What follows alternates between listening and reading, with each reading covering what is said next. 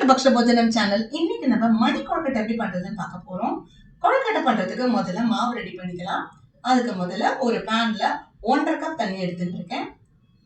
1.5 cup தண்ணி எடுத்துட்டு அதுல ஒரு drop நல்லெண்ணெய் விட்டுக்கோங்க. அதுக்கு அப்புறமா 1 டீஸ்பூன் உப்பு போட போறேன். இதெல்லாம் சேர்த்து நல்லா கலந்து விடுங்க. கலந்து விட்ட அப்புறமா இந்த தண்ணி நல்லா கொதிக்கணும். ஒரு பபிளா ஒரு ஸ்டேஜ் வரைக்கும் கொதிக்கணும். இந்த மாதிரி நல்லா பபிளா கொதிக்கிற போது 1 கப் அரிசி மாவு வளர்ந்து வச்சிருக்கேன். அதை இந்த தண்ணியோட சேர்த்துட்டு நல்லா கை விடாம கலரணும். மாவு சேர்த்த அப்புறமா நல்லா கை விடாம கரண்டியை வச்சு கலரும் போது ஒரு ஸ்டேஜ்ல இந்த தண்ணியும் மாவும் நல்லா அப்சர்வ் ஆயிடும்.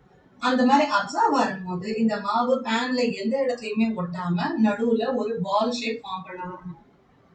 இந்த மாதிரி எந்த இடத்துலயுமே மாவு ஒட்டாம பால் ஷேப் ஃபார்ம் பண்ண வந்தா நம்ம கொழுக்கட்டை மாவு நமக்கு ரெடி ஆயிடுது. இந்த ஸ்டேஜ்ல இந்த மாவை இமீடியட்டா ஒரு ஈர துணிக்கு டிரான்ஸ்ஃபர் பண்ணணும். அந்த மாதிரி டிரான்ஸ்ஃபர் பண்ணும்போது உங்க மாவு ட்ரை ஆகாது. அதே நேரத்துல நீங்க இன்னும் கொஞ்சம் கூட அந்த துணியாலேயே மாவை பிசைச்சுக்கலாம். இந்த மாதிரி ஈர துணியில போட்டு கட்டி ஒரு 5 நிமிஷம் இந்த மாவை ரெஸ்ட் பண்ண விட்டுருக்கோம். இப்போ நம்ம மாவை ஒரு 5 நிமிஷம் ரெஸ்ட் பண்ண விட்டுட்டோம். 5 நிமிஷத்துக்கு அப்புறம் நல்லா கொஞ்சம் நல்லெண்ணெய் எடுத்துட்டு கையை நல்லா கிரீஸ் பண்ணிக்கோங்க. மாவுல இருந்து ஒரு பிஞ்ச் எடுத்து முதல்ல சின்னதா ஒரு புள்ளையார் பிடிச்சு வச்சுக்கலாம். அதுக்கப்புறமா கொஞ்சம் கொஞ்சமா மாவு எடுத்து சின்னதா ஒரு மார்பிள் சைஸ் பாலா பண்ணிக்கோங்க. இந்த மாதிரி மார்பிள் சைஸ் பாலா பண்ணிட்ட அப்புறமா நம்ம கொழுக்கட்டையை நம்ம ஸ்டீம் பண்ணிக்கணும். இப்போ ஒரு ஸ்டீமர்ல நல்லா தண்ணி விட்டு அந்த தண்ணி நல்லா கொதிக்கணும். இந்த மாதிரி கொதி வர ஸ்டேஜ்ல நம்ம ஸ்டீமிங் பேஸ்கெட்டை நல்லா கிரீஸ் பண்ணிக்கணும். உங்க இடத்துல இட்லி பிளேட் இருந்தா நீங்க அதுலயே கூட ஸ்டீம் பண்ணிக்கலாம். இப்போ ஸ்டீமிங் பேஸ்கெட்டை நல்லா கிரீஸ் பண்ண அப்புறமா இதுல நம்ம எடுத்து வச்ச மணி கொழுக்கட்டையை சேர்த்துக்கலாம். இப்போ நம்ம எடுத்து வச்ச மணி கொழுக்கட்டையெல்லாம் இதுல சேர்த்துக்கலாம். நிறைய கொழுக்கட்டை இருந்ததுன்னா நீங்க 2 பேட்சா ஸ்டீம் பண்ணிக்கோங்க. இப்போ ஒரு 5ல இருந்து 6 நிமிஷம் வரைக்கும் இந்த மணி கொழுக்கட்டையை ஸ்டீம் பண்ணிக்கலாம். 5 நிமிஷம் கழிச்சு நம்ம திறந்து பார்க்கும் போது நம்ம மணி கொழுக்கட்டை நல்லா ஸ்டீம் ஆகும். அடுத்ததா இதை தாளிக்க போறோம். ஒரு பேன்ல 1 டேபிள் ஸ்பூன் எண்ணெய் விட்டுக்கோங்க. எண்ணெய் விட்டுட்ட அப்புறமா அதுல கொஞ்சம் கடுகு, அதுக்கப்புறமா உளுத்தம்பருப்பு,